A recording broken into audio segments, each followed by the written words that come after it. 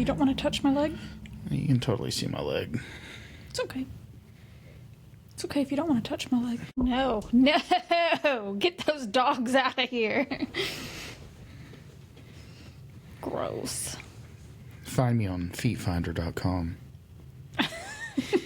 I bet you could make some money with some beautiful things. Nah, probably not. Whatever, the weirdos like them. The uglier, the better. How do you know that? Are you a weirdo? That's how we're rich. Secretly rich? Secretly rich. Okay. Surprise! About time. What if you got on, like, Feet Finders, like you were being shady, and you got on Feet Finders being all sneaky, and then you see your wife's feet on there, and you didn't know they were on there? What would you do? Just your feet? Yeah. I don't know. That's an awkward position to be in, I guess. If you're on Feet Finders, it might be in an awkward position. And if you're on other things, you're going to be in awkward positions. Maybe that's how we fund our podcast. Feet Finder, maybe not. Well, welcome back, guys. We kept saying we were going to record last week, and we never did.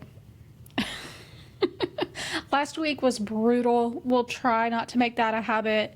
We were just busy with softball and kids and being tired and stuff coming up and all the fun things, so we just never got around to it.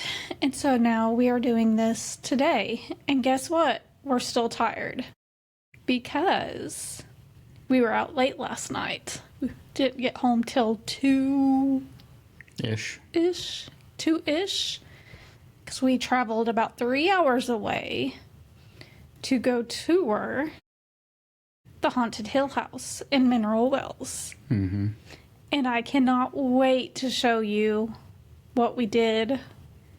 Some experiences, some things that happened. It was very interesting. Mm-hmm. What'd you think? And as we review the footage, maybe even some evidence. We will see. There was one thing that happened. I've actually emailed them to see if they would send it to me. But we won't spend too much time on it because we're going to have a whole episode about it, and you guys will not want to miss it. Yep. We will definitely be going back, but I think we want to do the private tour where we're the only people there because it was their spring tour. So you could pay, so many people could pay to go and tour the house. You get so much time in each room. You get to be with their investigators, and they kind of help you. And it was really cool. It was a good experience to at least dip our toes in it, figure it out. So it was a lot of fun. I can't wait to bring that to you guys. This episode's kind of a different one. I'll be completely honest. We did it because our son had a project, and then we both said, I don't know anything about this. Yeah. I've lived in Texas for about just over 20 years now. Mm-hmm. You've been here almost 20. Almost 20. Actually, exactly 20 because I moved here when I was 21. There you go. So we didn't know anything about the Alamo. So after helping Jackson with his project, we're like, surely there's some dark history there. Mm-hmm. And if you can hear a lot of noise in the background, it is super windy here. I don't know if the mics will catch that or not. I don't know. I couldn't hear it earlier. Maybe that tapping noise. Maybe. So if you hear any weird noises, it's crazy out there today. Or it could be spirits. They could have followed us home. It's always a possibility. But before we jump into that, I do have a kind of cool shout out to give. So I'm in a Facebook group, and it's for I think it's actually called Spooky Moms, and it's a really cool group, just kind of moms that have dark interest, and they just kind of talk about kids, life, dark things, where to get things, and somebody had asked for podcast recommendations, so of course, shameless plug, shouted us out, and one of the moms commented on there and goes, "Oh my gosh, I listened to you guys on YouTube. I had no idea you were in this group." So, oh, wow, that's funny. I thought it was really cool. So shout out to Malia Brown. Thank you for the support. It was really cool. Yeah, thanks. Really neat. So yeah. Does it feel weird being recognized? No, because it's online, so it's not really real. Now, if they came up to me in person, it'd probably be a lot weirder. Yeah, well, yeah, definitely. Totally different experience. But yeah, but it's still really cool. Yeah. But that's really the only shout out that I have this week. Keep sending us. We've gotten a few more stories for our creepy tales at the end of the month, so I've got a few of those lined up. I think I've got a really cool person to bring in and interview for one of those. So we just got to figure out scheduling, so that'll be really cool. Yeah. And then we met some really cool people last night, too, that I hope reach out to us. Yes, which, again, we don't want to spend a whole lot of time on it, but at the tour, we met this lady, and I'm guessing son, grandson maybe, I don't know, child with her. I say child. Young teen, probably. I think he said he was like 18 or 19. Yeah. Maybe 20. Teenage. Anyways, super awesome people. They have actually toured that house. I think they said like 6 or 7 different times. Yeah, it was several times. And they had a lot of cool footage, a lot of cool evidence that they've caught there.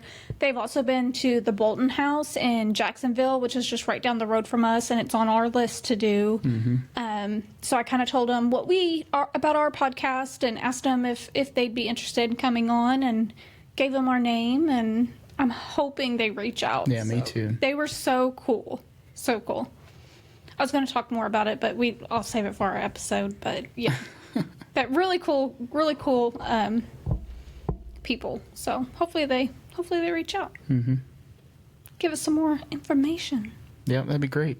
Yep. Anything else? Not that I can think of. I don't really either. I've been so busy, to be honest. I haven't really been watching a whole lot of like happening now true crime. I know I can't remember her name. Guthrie. I think Savannah Guthrie's the daughter. I can't remember her name. Her mom's still missing. They still haven't found her. We're like over a month now. So the chances, I hate to say it, and it breaks my heart, the chances of her still being alive are like much lower. And it seems like they still have no clue what happened to her, where she's at. So that's sad. I couldn't imagine. Any recommendations for this week? I haven't seen anything. I've just been watching Will Trent. I've got 4 episodes left, maybe 3, and I'm completely caught up until they release the new ones. Yeah. I mean, the new Fallout series is pretty good. Yeah, I've watched bits and pieces when you're watching it at night, but I always fall asleep, so I'm not. I've been enjoying it. Yeah. I'll have to start it over on my own terms. One of us is a night owl. One of us falls asleep as soon as their head hits the pillow. Yeah. That'd be me. 100%. If you turn a movie on, turn a TV show on, I'm good for about 20 minutes, and then that's it. That's all she wrote. I'm out. I'm done. He gets so frustrated. Yeah, I've watched many movies multiple times. Because I'll even start it the next day, like where I picked up, and I'll watch about 20 to 30 minutes, and then go to sleep again. Or we'll be watching a movie, I'm like, gosh, I think I've seen this before, but I have no idea what happens. He's like, yeah, because he fell asleep.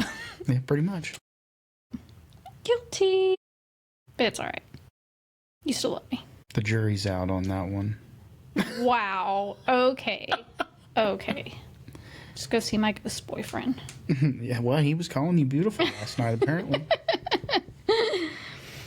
With all that, I guess we'll go ahead and start. I didn't really know anything about the Alamo, let alone the famous people that were in it. So that was kind of interesting. I mean, I had probably heard of it before, but since I was in Oklahoma most of my childhood, or all of my childhood, I guess, we didn't really learn a lot about Texas history that I can remember. Most of our history was focused on, like, Native American culture and things like that I remember. Yeah. But the Alamo doesn't really stand out to me so much. And I took Texas history, so when I came to Texas from Oklahoma, a lot of my history didn't count as a credit. Mm-hmm. So I had to retake a lot of history. Like I said, I had Oklahoma history, but it didn't count, so I had to take Texas history. But I don't remember us covering the Alamo, or I wasn't paying attention, and I just got thrown into a new school my sophomore, junior year, so it was a lot.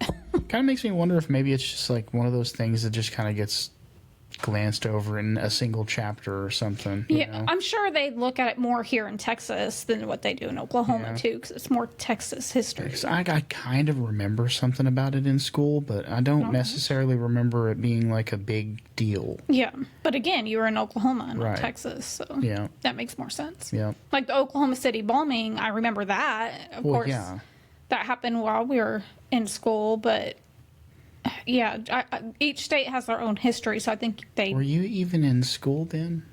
What, had 90-something? It was like 93. Maybe I wasn't in school. But I remember, like, us talking about it.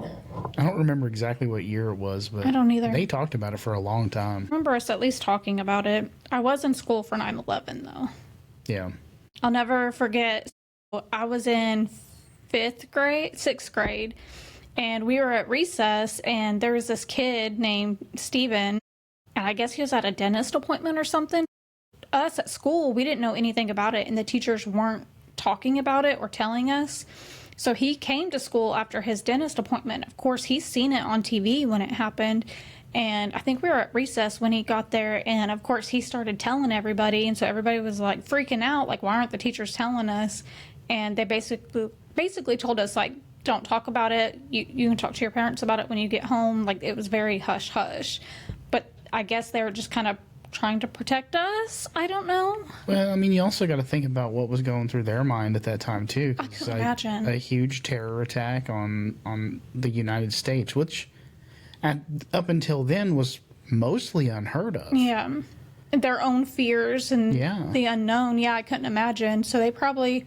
And everybody's parented differently, so they didn't probably want to cross those lines. So they let us go home, talk to our parents about it, and then the next day or whatever, we went back to school. We could at least talk about it within reason, I guess. So. Right.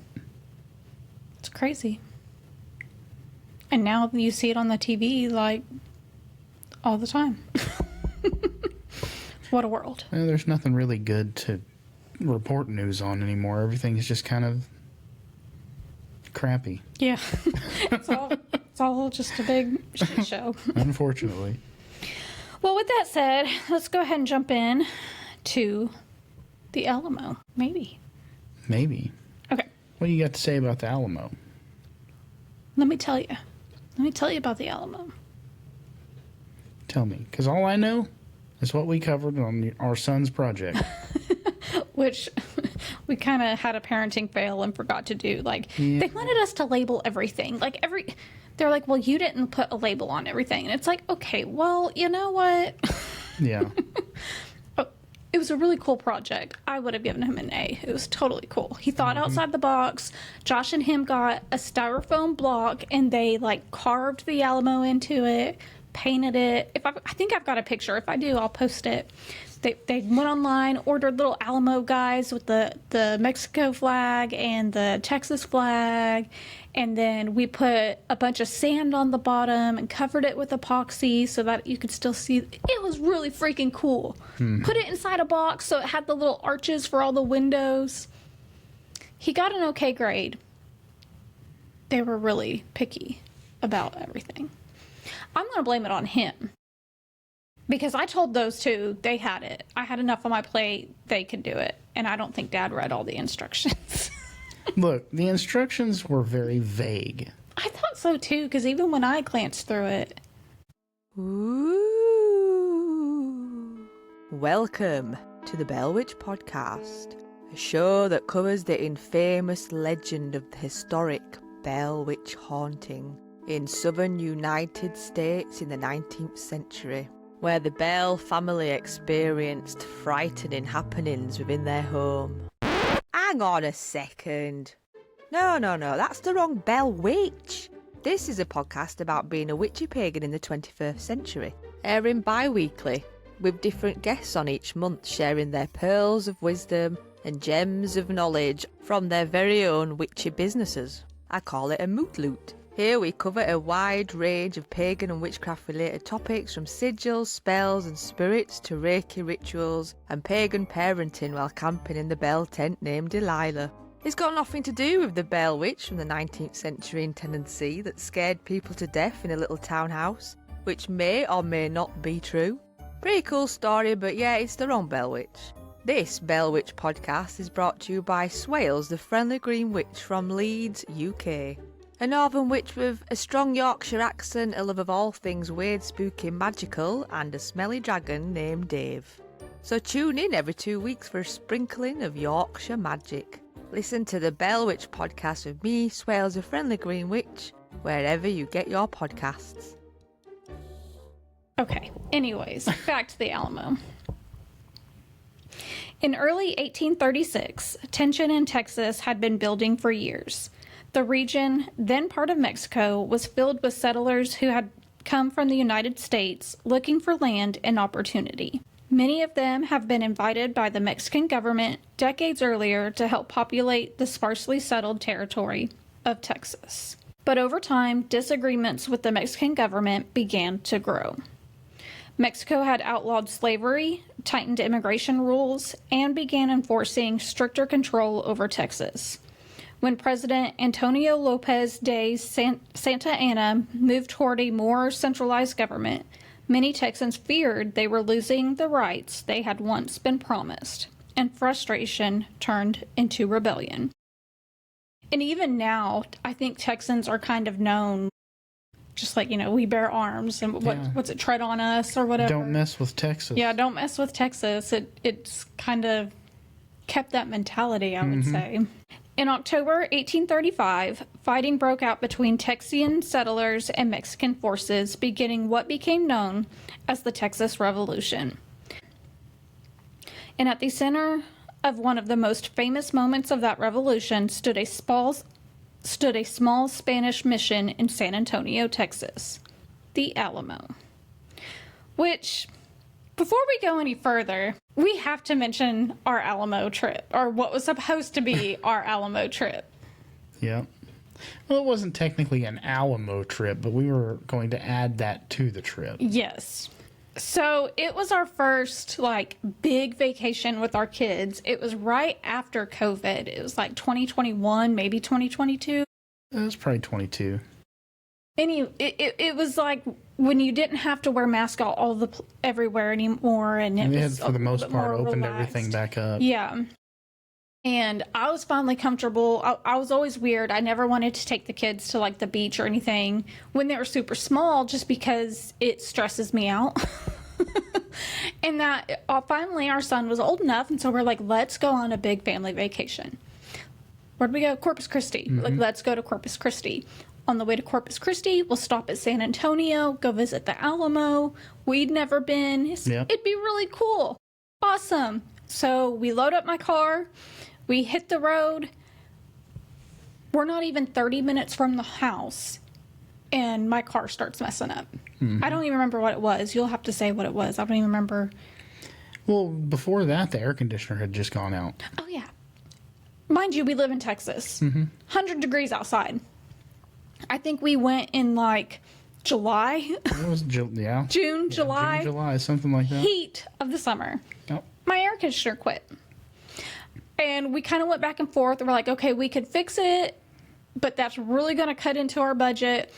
Or we can just go with the windows down and we'll be fine. Joke's on us. My window quit working too. So you could roll it down, but you couldn't roll it back up. We're like, you know what? It's fine. It's fine. Let's go. And it didn't work out to be fine. So we stop at the Walmart, grab a few things for the trip as we're leaving. And I think you went to go turn my car off, but the fan kept blowing or something like that. No, it was the opposite. The fan wasn't running at all, and the car was getting hot. Okay. So we go to Walmart. This man can fix anything. I don't know how many times he's had to fix my car on the side of the road or a car or whatever. If it's broke, he can fix it. I will say that. I'm one of those women where, what do you mean your husband doesn't know how to do that? That's not in our vocabulary. That's not me, sis. So he's fixing my car, and he rigs it up to where we can turn my car off, but to keep the fan blowing, he had to rig it up to where you have to physically unplug it from the battery to turn it off. Otherwise, it'll run my battery down. It's fine. We're fine. Our windows are rolled down. They're stuck down. That's okay. It's 100 degrees outside. It's cool. So we hit the road and we're headed to San Antonio. So I had booked our hotel ahead of time on a travel agency. And it's about a 6.5 hour drive there, I guess. To Corpus Christi? No, to San Antonio. San Antonio is like 3.5. Okay. Maybe For some 4. reason, I was thinking it was a lot longer. Well, we're driving there, and guess what? It's the heat of summer, but it's also Texas. It decided to start raining. Mm-hmm. Remember those windows that are stuck? They ain't rolling up. We just tell the kids it's cooling you off. I don't know what to tell you. Luckily, it wasn't raining too hard yet. Yeah. So then we go to the hotel that I booked with a travel agency ahead of time. And we go to check in, and the travel agency double booked the hotel room, and they had no rooms available. Mm-hmm. So I call them, and they're like, well, we can refund you your money. I said, I don't want a refund. I've got 3 kids that have been on the road for 4 or 5 hours at that point, after all the stops and everything. I need a hotel room. But by that time, it had been almost 8 hours because we sat on the side of the road for 2.5 hours while I was fixing the car. That's why it seemed so long. Yeah. So I go back and forth with this lady, and finally she said, okay, I'll find you a room. Just give me some time. Cool. We'll go do the river walk, eat dinner with the kids. By the time we're done, we can get in our hotel. Mind you, we're sweating profusely because it is hot and humid because it had been raining, and now the sun's out, starting to go down, it's humid. And this is right after COVID. So we go to the river walk, and because it's been COVID, none of us have been out in public very much. And we're a family of anxiety. We all got the anxiety. Even on a normal good day, we all have the anxiety. So we start walking on the river walk, and it is completely packed. Our kids are panicking. They're freaking out. There's too many people. We finally decide, did we do the boat? I guess we did the boat ride first. Yeah, we did the boat. They loved the boat ride. It wasn't as packed, other than the drunk guy that was sitting behind Josh. Mm-hmm. He was obnoxious. We eat dinner. There's always one. There's always one. Like this weekend. Yeah. So we eat dinner. I get the call. Your room's ready. You can go check in. Awesome. So we go to the hotel room that they said we're at now. It's a totally different hotel. Not a big deal. They still had a pool. It was outside instead of inside, but that's okay. We can handle that. By this time, it's probably 10 o'clock at night. Roughly. So instead of dragging all the kids out and dragging everything inside, I was like, just drop me off at the front door. I'll go in and get us checked in, and then we can unload everything. I go in, and they have our room. But because we used a travel agency, when they put the money on the account, they didn't put enough, so the charge wouldn't go through. So even though I paid, the travel agency didn't put enough money, so the room wouldn't go through. Mm-hmm. So at this point, I'm pissed. I am mad. I've been on the road all day with these kids. I'm hot. I just want to go to my room. And the lady at the desk was amazing. She was awesome. She's like, let me talk to him. I'll get it handled. Like she could, I think she could tell I was done. Oh yeah. So she's like, let me talk to him. So she's yelling at him. She gets our room. Finally, she's making progress. They're like, you need to get this family. They've been on the road all day. Get them in their room, yada, yada, yada. So at this point, I'm like, I'm going to go check on my husband and kids, make sure they're okay. Because I've been in there for about an hour at this point. It was a while. It may have been longer than that. It was ridiculous. So I went outside and had the truck already hit the thing at this point. I think so, because you guys told me. Yeah, I think so. So I go sit in the car, or go get in the car, and you could take it up at this point. Well, at that point, we were under basically the pavilion in front of the hotel, and it had a parking garage just past it, and there was a big pillar that had just been freshly re-rocked. Yeah, it still said fresh paint, be careful, or something on it. Fresh mortar. I think yes, whatever. Fresh something. But it was beautiful. And then me and the kids are sitting in the car, and then all of a sudden we hear this really loud crash. I turn around and look, and this guy in this truck just sideswiped the ever-living shit out of it. and just it crumbled to pieces. The whole side of his truck was just smashed in. And instead of going in and telling anybody, he just went right to the parking garage and right up to his room. And it damaged his, like, it was not like a little ding. Like, Oh no, it messed up it was bad. bad. So when I went out there, Josh and the kids were telling me, I was like, well, we need to go tell the lady. That way I don't want them to think it's us, you know? And so we go tell the lady. She's like, are you serious? So she calls somebody down and they go look. And he said, with that much damage, it damaged their car. We'll be able to tell who did it. So they started checking cameras. And sure enough, we seen the truck the next day. And it had like a big old dent and crushed. And it scraped all the way down the side. Whole way down the side. So at this point, she said, don't make them wait in the car. Bring them inside. I can give them cookies and whatever while we wait. So I brought the kids in. She's like, don't worry about them being loud. Just let them loose. She fed them cookies and we waited. Finally got our room. By this time, it's almost midnight. And so I was like, it's too late. The pool's closed. We'll take you swimming in the morning and then we'll go to the Alamo. We actually didn't get in our room till after 1. Yeah, it was late. So I was like, not a big deal. We'll go swimming in the morning. We'll check out, go to the Alamo. Mm-hmm. Kids were disappointed, but okay, cool. They were tired at that point. They went to sleep. We get up the next morning to go swimming in the outside pool, and it is pouring down thunderstorm outside. Oh, it was so bad. So, of course, they're crying because they can't go swimming. Now we can't go to the Alamo because it was raining so hard. And so we're like, we'll just do it on the way home. We'll just keep going. So then we went the rest of the way to Corpus Christi. We got into our condo. Got so sunburnt. So sunburnt. Some more I than got others. so sunburnt that I got sick. Like physically, I ended up taking the kids. We all got sunburnt, but I was diligent on sunscreen on me and the kids. And I kept telling him, you need to put sunscreen on. I'm fine. You need to put sunscreen on. No, I don't. I'm fine. Well, he literally got so sunburnt that he was like physically ill to the point where I had to take the kids to dinner out by myself that night. I couldn't even get out of bed. He couldn't get out of bed. It was so bad. And the kids got stung by jellyfish. And then the kids talk us into getting them henna. And of course, Jackson's like, I don't even know. Can't remember. He's not very old. And he's being typical little brother and throwing a stuffed animal, and it smears the henna across the kids' arm. The little shop was great. They redid it for him. And we did that as we were leaving to go back home for vacation. Mind you, windows are still down. They still don't roll up. Well, of course, we're all sweating, and the kids fall asleep. And so their henna just smears all over their bodies. It was great. It was wonderful. It was a fun vacation, though. It really was. As close to National Lampoon's Vacation as you can possibly get. 100%. But it was fun. Yeah. Yep. It's definitely a memory. Yeah. They won't forget it. We'll never they forget that one. talk about it all the time. So that was our experience with the Alamo. We never made it there. We keep saying we're going to go back. Yeah.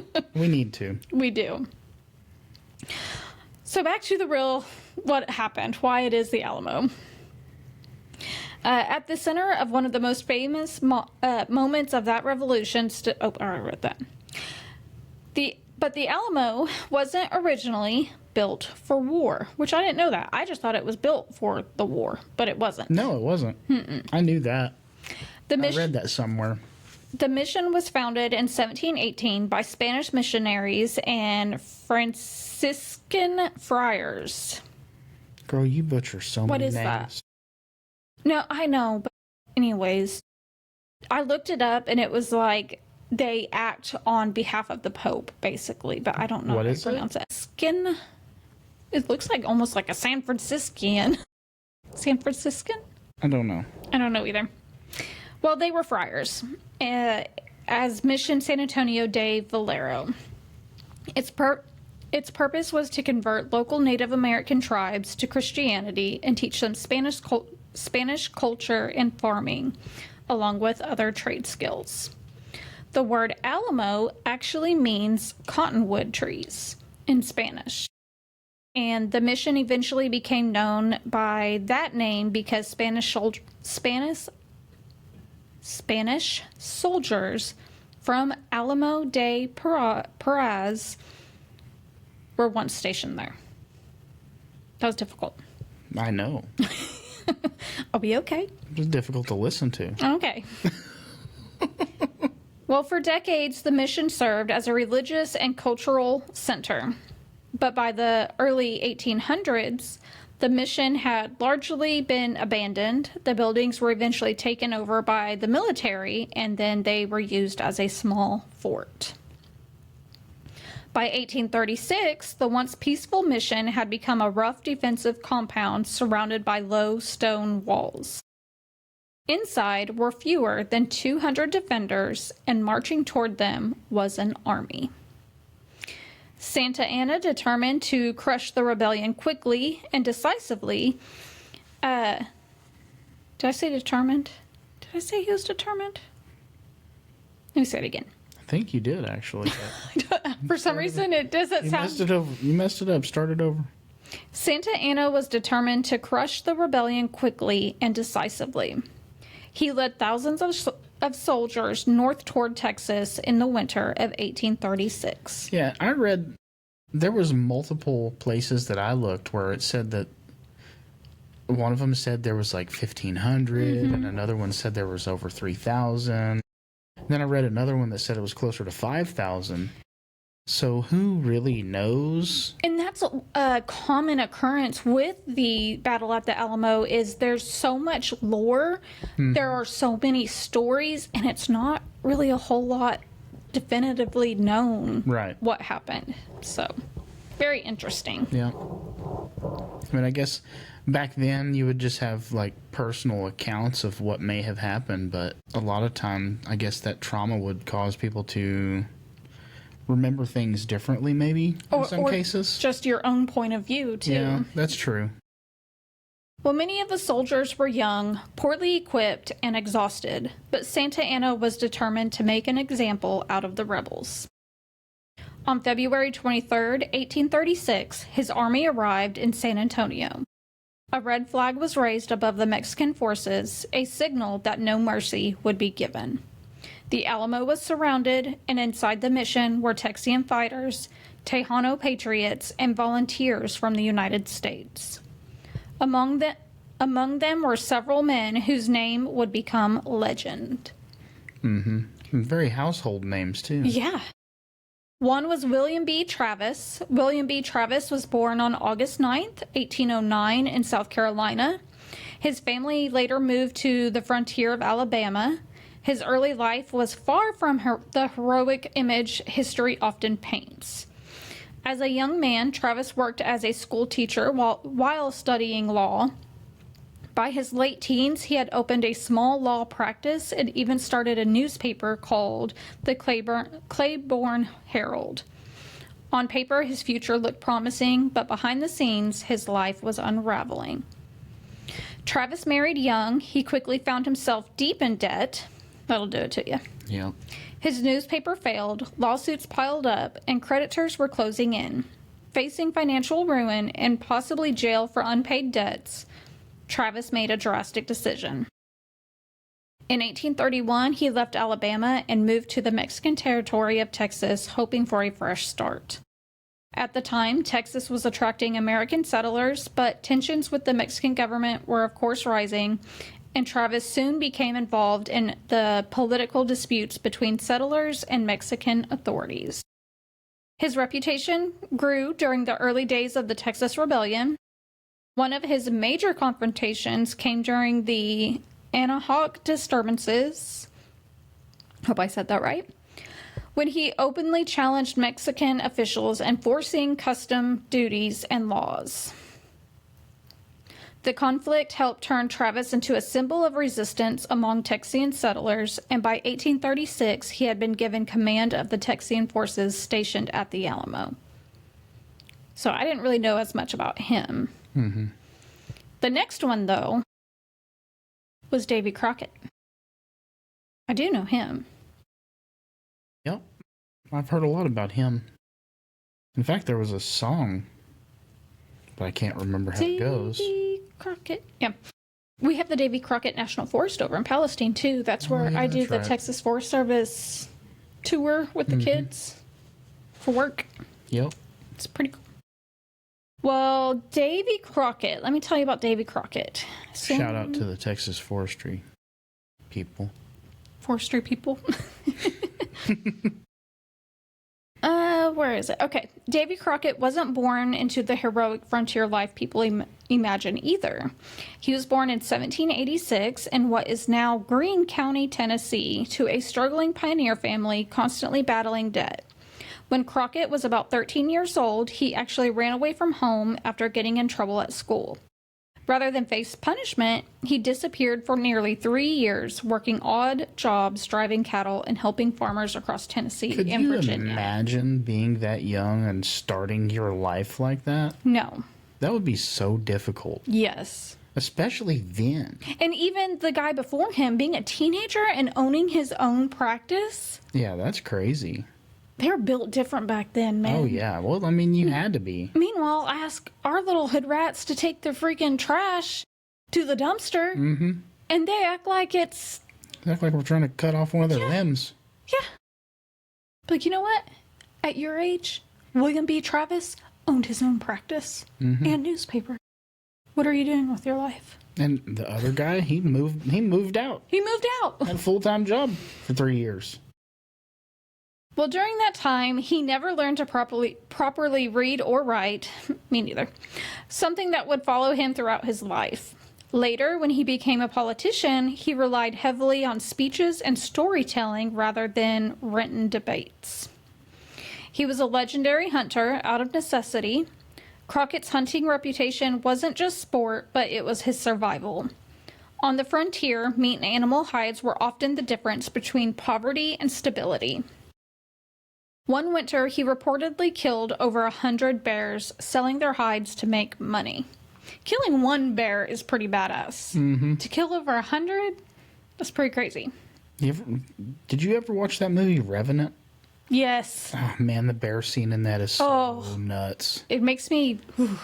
Dude, I watched that in the theater. I know. You're in California then. And the sound that it makes is disturbing. Ugh. No, thank you. It is so disturbing. Well, these stories helped create the myth of Crockett as a larger-than-life frontiersman wearing a coonskin hat. Cap? Hap? Cap. I was going to say hat and cap at the same time. You did. Cap. Okay. Interestingly, historians believe he rarely wore the famous coonskin cap in real life. That's kind of disappointing. That image was popularized decades later in stage plays and eventually TV shows. Before politics, Crockett served as a scout in the Creek War, fighting under future President Andrew Jackson. Crockett's role was mostly scouting and supply gathering, not major battlefield command. He later described witnessing the devastation of villages and the harsh realities of frontier warfare, and the experiences that deeply affected him. Ironically, Crockett would later become one of Jackson's political enemies. In 1827, Crockett was elected to the United States House of Representatives. What made him unusual was that he frequently voted against the powerful political machine ran by Andrew Jackson. The biggest clash came over the Indian Removal Act in 1830. Crockett publicly opposed the law that forced Native American tribes from their lands into the southeastern United States. It was a risky political move, and Jackson was extremely popular, and opposing him cost Crockett support back home in Tennessee. And by the 1830s, Crockett had been something of like a national celebrity, basically. Plays have exaggerated stories that portrayed him as a wild frontier hero. One stage production titled The Lion of the West featured a character clearly based on Crockett. I bet your dad had seen that.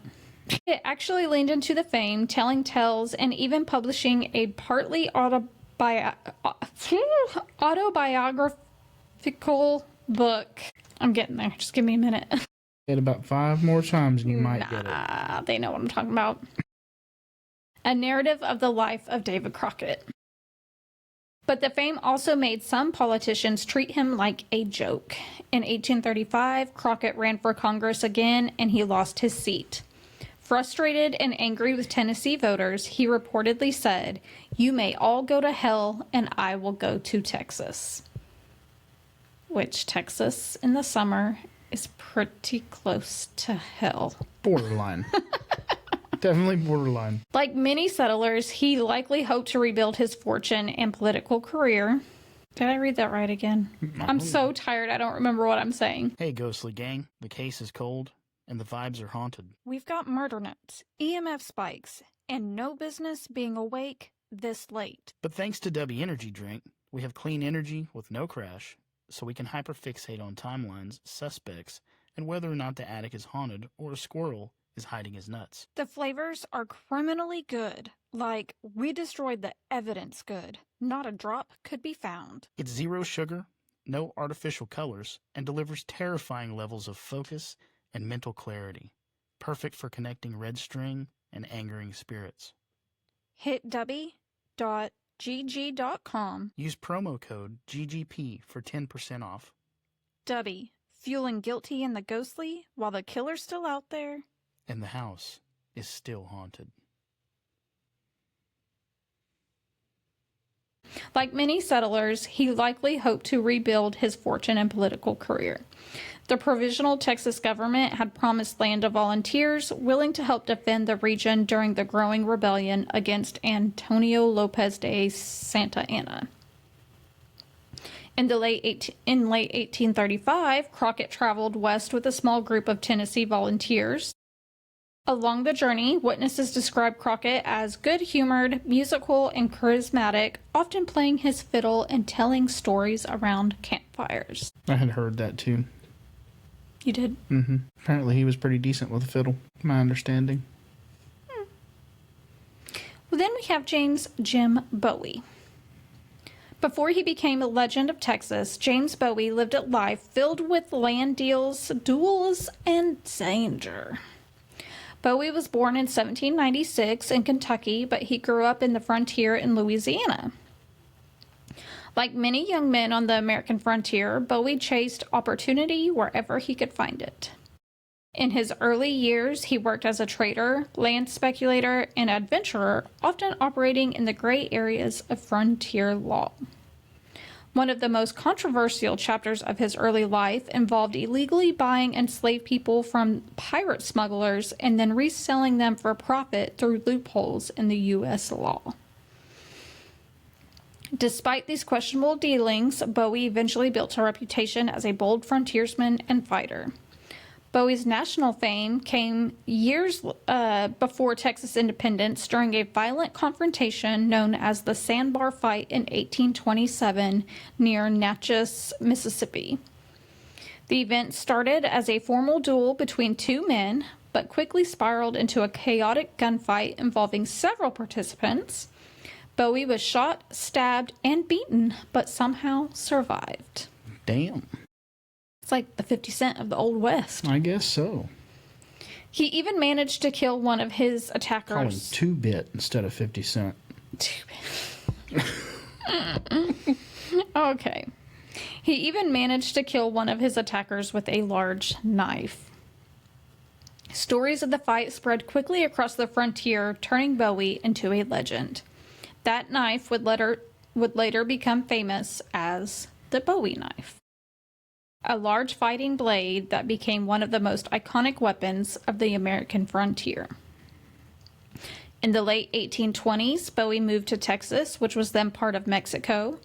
Then he married into a powerful Mexican family, and his bride was Ursula Veramendi, the daughter of a prominent political leader in San Antonio.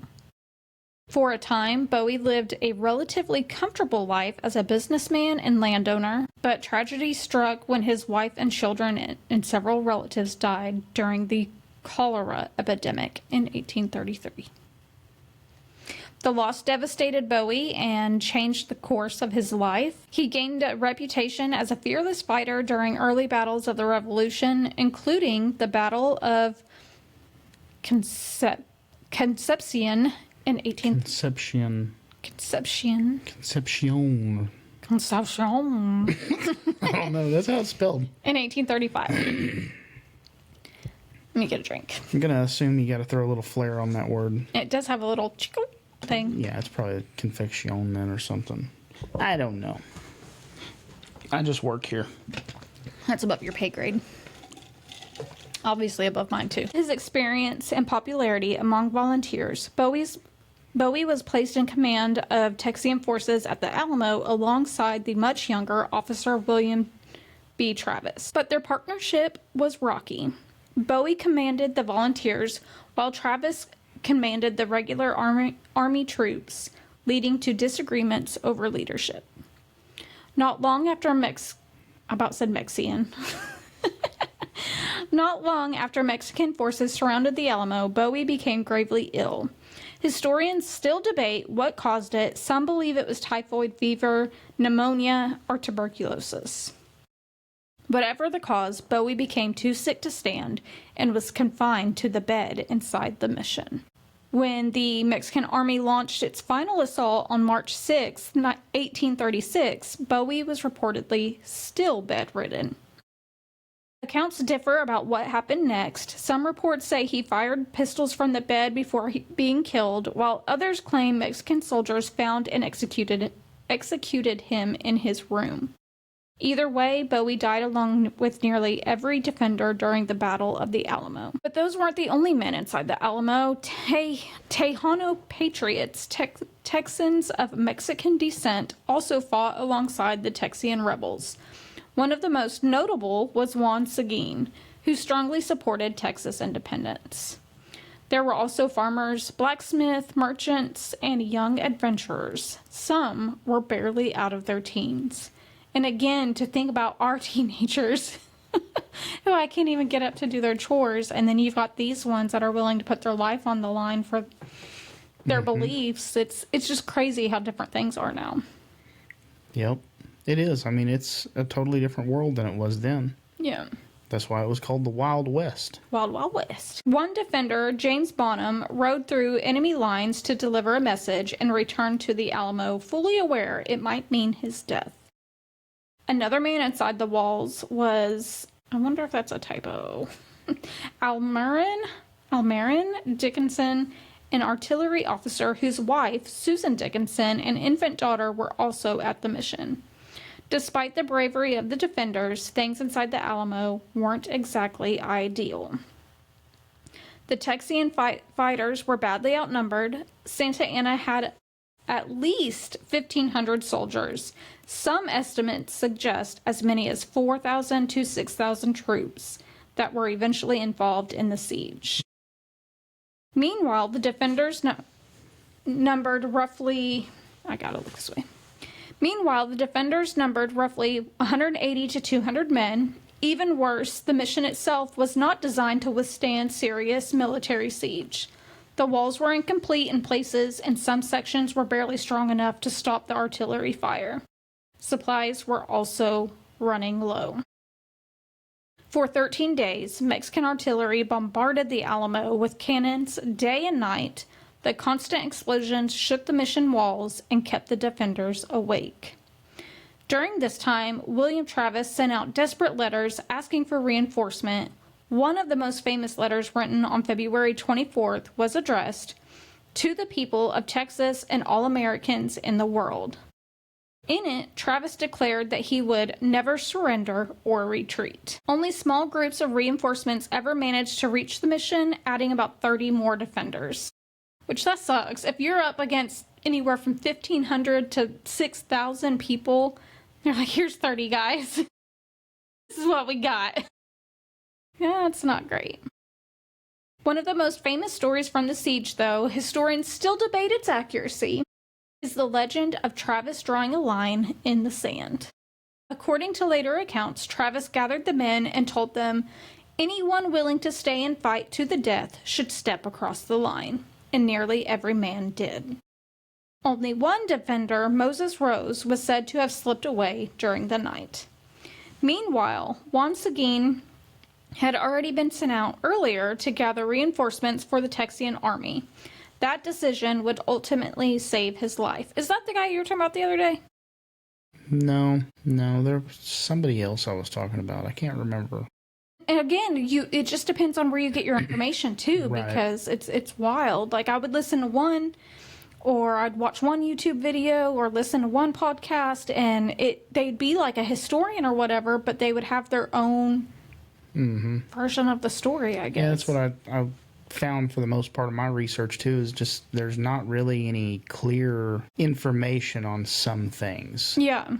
Like it's almost like some of the actual history has seemed to have been skewed Yeah. one way or another. Yeah. And it may not necessarily be because of the original story so much as it's been told 5 million times. Right. Well, just before dawn, March 6, 1836, the final assault began. Around 5 a.m., Santa Anna ordered his troops forward. Mexican soldiers advanced in several waves, moving towards the Alamo in the darkness. Cannons fired, muskets roared, and smoke filled the air. For a short time, the defenders held their ground, but the sheer number of Mexican troops eventually overwhelmed them. Soldiers pushed ladders against the walls and climbed over the defenses, pouring into the mission compound. The fighting quickly turned brutal and chaotic, and the entire battle lasted less than 2 hours. William Travis was among the first to die, reportedly shot while defending the north wall. Jim Bowie, too sick to fight, was killed in his sickbed when Mexican soldiers stormed the barracks. The exact fate of Davy Bowie is still debated. Some accounts say he died fighting with his rifle like a club. Others claim he and several men were captured alive and later executed on Santa Anna's orders. By the end of the morning, nearly every defender inside the Alamo was dead. Historians estimate between 182 to 250 Texian defenders were killed, and the Mexican casualties were also heavy, possibly 400 to 600 soldiers, which is pretty good. I mean, for the Texians to only have so many soldiers to fight, and then they got 400 to 600 soldiers against the other side. That's like 2 apiece. That's crazy. Don't laugh at me. After the battle, Santa Anna ordered the bodies of the Texian... I thought this was interesting. And I found this. It was... I think this one was a podcast. Oh, I should have put down the name and I forgot. But he's a historian. Like, that's what he does. It's everything with the Alamo. He actually works at the Alamo. And so he just collects and goes through archives and stuff.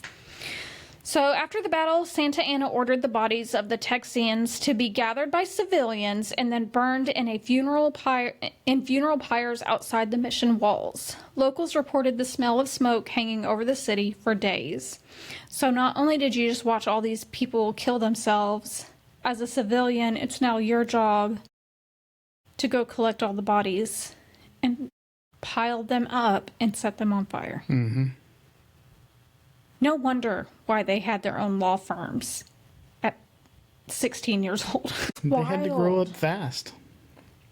Records and accounts suggest the pyres were located where E-Commerce Street is today on the riverside. Now, River Central Mall stands there, and where the parking garage stands is where they believe the pyres were at. And I love that kind of stuff, to where they think they know where it happened in history, and then you see what it is today, and it's like the history that happened there, and now there's a friggin' parking garage. It's just... Yeah, and that reminds me, I was... Today, after we went to where we went, I started looking up some history on it as well, and when it was built. Guess what year? What did it say? 1890. 1890. And that's what it said last night. I couldn't remember yeah, that's crazy. That's crazy. I can't wait to show you guys the stuff that we got. It was so cool. Whether it's real or if it was just them messing with us the entire night, which some of it I don't see they can. Some of it, which we'll get into, we're like, Yeah. That could have been them. Yeah, there were some things that were questionable, but then there were some things that made me question reality. It was so crazy. It was. I can't wait. And I don't know if we're going to release that next week or the week after, because I have to go through all the videos and pictures and everything. So I'm going to guess it's not going to be next Monday, but the following Monday we'll have it released. That'll be our scary story episodes. Yep, that'll work really good too, because we can bring Seth and Tori and tell them about it, since they chickened out and didn't go with us. That might be the perfect opportunity. Yep. See us planning on air. Yeah. Let us know what you think about That's that. how we do. Okay, back to the bodies. What did I just say? We were talking about having to drag all the people to the fire. And that's where the parking garage stands, and is where they believe they did the fires. Okay. It was later reported that they were running out of room for the bodies to be burned, so some were placed in the San Antonio River. This then caused further issues, and due to the amount of casualty,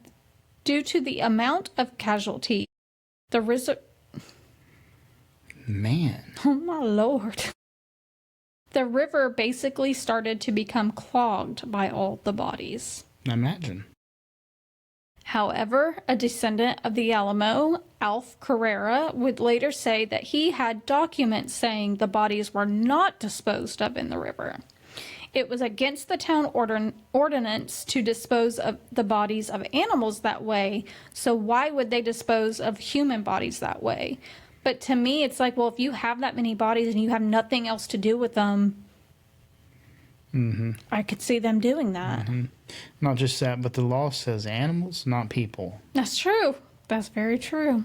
He says the river was a lifeline at the time and they knew it would cause issues. Carrera claimed to have documented proof that they didn't do it, but he passed away about 15 years ago and he never was able to provide the documents. One theory is that the bodies were of injured soldiers, and they were basically trying to escape and go find help, but they would end up succumbing to their injuries in the river, which I'm sure there was a lot of that too. Oh, I guarantee you that happened. The personal effects of the soldiers were believed to have been taken by the surviving Mexican soldiers as payment. This also may explain what happened to Jim Bowie's famous knife and the sword that William B. Travis used to draw the line in the sand. So they never found either of those things. Santa Anna allowed women, children, and a few enslaved people inside the mission to survive. Among them was Susan Dickinson, who was sent away to spread the word of what happened. News of the Alamo spread quickly across Texas and the United States, and instead of crushing the rebellion, the battle had basically the opposite effect. The fallen defenders became martyrs of the Texian cause. Just 6 weeks later, Texian forces led by Sam Houston confronted Santa Anna's army at the Battle of San Jacinto on April 21st, 1836. Their battle cry echoed across the battlefield, "Remember the Alamo." The battle only lasted for 18 minutes. Santa Anna's army was defeated, and the general himself was captured the following day.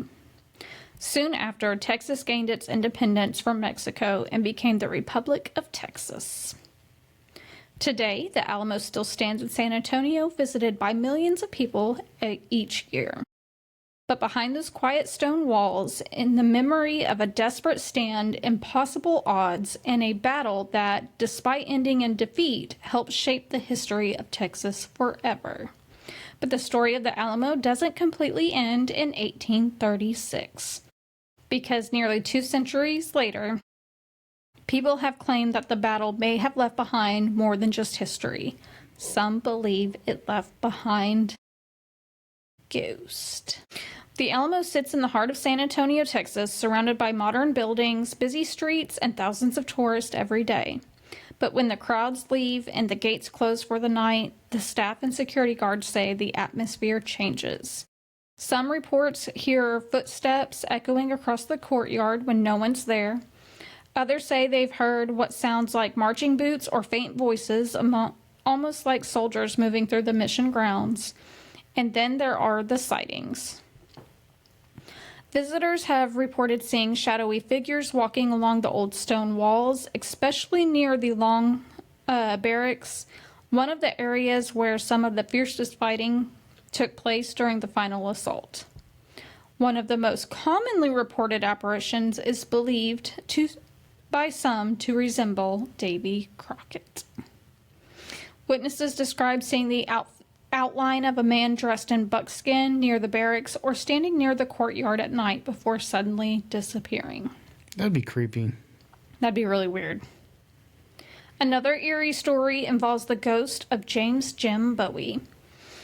Bowie was gravely ill during the siege and reportedly died in his bed. Some visitors claim to have felt a sudden cold spot or an intense feeling of unease in the room where the wounded soldiers were kept. But that could have been any of them. I mean, imagine the misery of sitting in that room. Others claim to hear faint sounds like metal clinking or distant gunfire late at night. Security guards over the years have also shared strange experiences. Some doors have closed on their own inside the historic buildings, and others have reported tools or objects moving during overnight restoration work, even when no one else is inside. One of the creepiest legends comes from years after the battle. But when you walk through the quiet courtyard today, past the old stone chapel and the thick mission walls, it's not hard to imagine the sounds of cannon fire, the shouts of soldiers, and the final moments of the men who made their stand in 1836. And that's the Alamo. That is the Alamo. That was my book report. Literally. Helping our son. Yep. We didn't include all that. His teacher might have been like, they did what with the dead bodies? We need to make a call. Yeah. Be right back. Yeah. But yeah, I love the history like that, where you get to, even like the house that we've seen, just knowing some of the history of it. And then being in that spot, like this happened here so many years ago, and now I'm standing in that exact spot. It's a mind fuck, basically. It's wild. That it is. We may have to go a little deeper into the ghost story of the Alamo at some point too. I tried looking, and there's a few stories, but there wasn't a whole lot. There is one famous picture in the window of I think it was Davy Crockett that they think it is. How they get it's Davy Crockett, it literally just like it just looks like a figure standing there. So why they think it's Davy Crockett, I don't know, but publicity, probably. But I couldn't find a whole lot of like really good stories. I did look because I was going to try to include those, but there wasn't a whole heck of a lot. But I bet if we went and did the ghost tour, we could get a lot more. Yeah, I'm kind of, now that we've done the one, I kind of want to do some more. That was a lot of fun. For sure. It was a whole lot of fun. It was. Definitely be back. And we have other places on the list. I don't think we could do it once a month. I think that would be too much. That's way too much. A couple times a year. Yeah. It'd be a lot of fun. Unless we get enough listeners that we can get sponsored to do things like that. If you want to listen, share, rate, subscribe on all the things, it'll just help us reach our dream. Yeah. And then eventually we can do it full time. Yeah. You can be a little ghost hunter for a living. I don't know about a living. Because we're dealing with the dead. Can't stand you. So that was it. Like I said, that week I didn't really know what to do, and I had to help our son with his report. So I was like, hey, let's look into it. And that's kind of what we wanted to do, is kind of learn some of the history that we didn't know, and yep. That was part of it. So I'm about halfway done with next week's episode, and it is a doozy. Like, you don't want to say, that one crime's worse than the other. It's a different kind of doozy. Like, it's not they killed 100 people. It's a few twists and turns, and just one. This is, I did that case of that detective that went above and beyond finding justice for those families, and this is a story of kind of the opposite of that. They did the bare minimum, and it's really an injustice to the family. That happens a lot more than people think. Yeah. Too. And it makes me sick. Yeah. So. But then on the other side of the coin too, those places don't have the proper funding or the right things in place. Or you just get that one bad apple. I mean, it could And just be the that bad happens apple. too. But I think I don't think that I'm not done with all the research. So I don't think it was just one bad apple. I think it's kind of like what you're saying. They just weren't trained like they should be.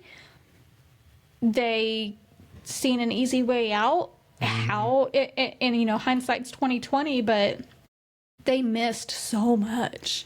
Yeah. And it's just like how could you do even on the I don't want to get into it because I don't want to give it too much away, but they literally didn't even know about all the wounds until the autopsy. And they weren't just like hidden wounds, like obvious wounds on this person's body. And they had no idea because they had a one-track mind of what they thought it was. And so they're like, well, that's it. So we're done. Let's go. Pack it up. Let's go. And it was not, to me, allegedly, it was not that at all. So, it's a good story. Yeah, we'll have to listen to that next week. You better be here. Otherwise, I'm just going to be sitting here talking to nobody. Unless if I can get Tori in here or Seth. But Tori falls asleep half the time. And I'm about to fall asleep. yeah, I know. We need to finish. I'm I still got tired. to edit. All right, guys. Well, we're excited to bring last night's fun. Got a good story for next week. We've got more plans coming up, more stuff to do. We're going to try to get a little bit ahead so we don't have to miss a week. We appreciate your patience. Keep liking, sharing, subscribing. You guys have been great. Send us your suggestions of any stories or topics you want us to cover. Send us your personal stories for our creepy tales. Any kind of personal stories for creepy tales, whether it be aliens, Bigfoot, ghosts. Also, let's just like family drama. If you got some cool family drama, come spill the tea. We don't have a platform for that, Audrey. I can make a platform for that. I can do it. I will listen to your family tea all day long. Anyway, thanks for listening to us. I appreciate you guys. Tune in next week where the guilty confess. And the ghostly never rest.